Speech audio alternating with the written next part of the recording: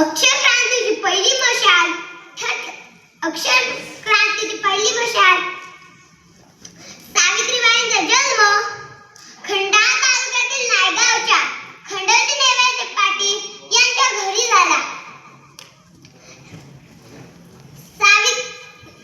ज्योतिरावांना एकच खूण होते, ते म्हणजे शिक्षण आणि शिक्षणाचा ध्यास.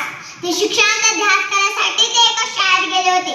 तेव्हा त्यांना हरा नावाच्या प्रीतीश मॅडम त्यांना म्हणाल्या, मिस्टर फुले, तुम्हाला तुमच्या शिक्षणाचा प्रसार करायचा आहे का? To educate the woman first because the woman educated the whole house educated. पण तुम्ही लोक वुमनला घराच्या बाहेरच पडू देत नाही. सो बॅड मिस्टर फुले. झालं. ज्योतिराव सावित्रीकडे आले आणि सावित्रीला म्हणाले, सावित्री, आजपासून मी तुला शिकवणार. आणि झालं. सुरू झाला तिचा अभ्यास. बेकबे, बेजुंच्या, बेचिसा, बेचकर, काना, मात्रा, वेलांटे, आकार, उकार, सार सावित्री लिहायला शिकले, वाचायला शिकले आणि सावित्रीने बघता काव्य सुद्धा रचली. आणि अशातच 1 जानेवारी, हो, शनिवार दिनांक 1 जानेवारी 1848 ला सावित्रीने पुण्यातील भिडेवाड्यात त्यांनी सर्व धर्मीय मुलींसाठी पहिली शाळा सुरू केली.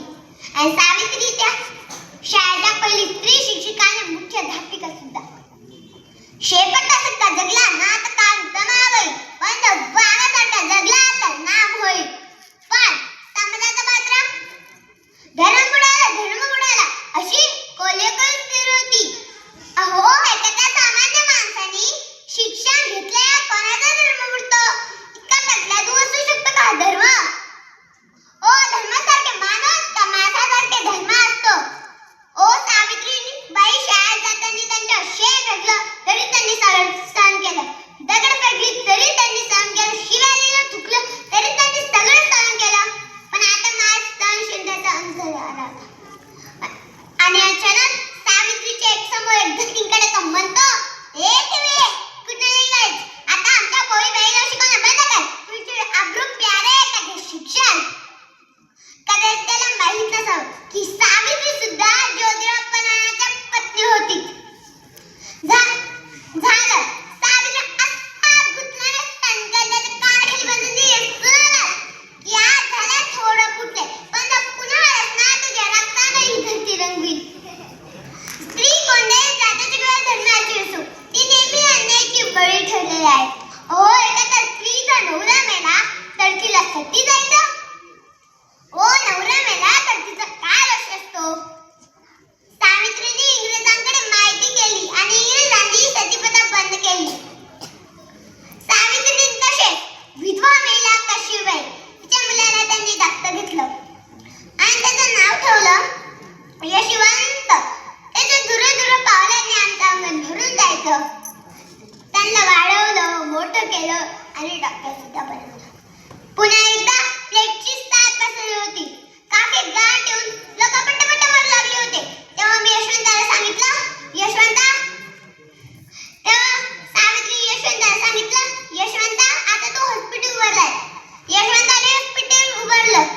सावित्री त्या रुग्णाचा उपचार करत होती. पंपले, हा संसार जन्य होता.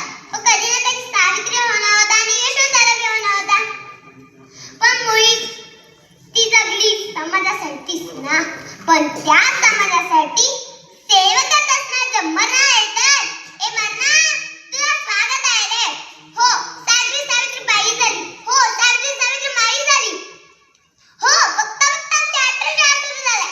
सतीप्रथा, केशवपण अशा रूढी परंपरांवर, चुकीच्या परंपरांवर आणि सावित्रीने विरोध केला. कारण अनंत होता तो आया शिकला.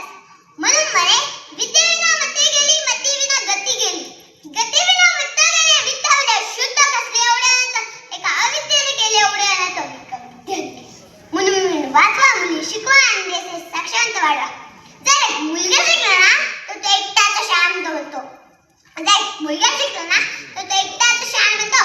जर एक मुली शिकला तर ती संपूर्ण घरात शांत होते. म्हणून मुलींना वाचवा, मुली शिकवा आणि देश साक्षांत वाढवा. आज आपण शिक्षण घेतो, स्वप्न पाहतो आणि आपलं भविष्य घडवतो. ते सावित्रीच्या महान कार्यामुळेच. म्हणून सावित्री याच खऱ्या अर्थाने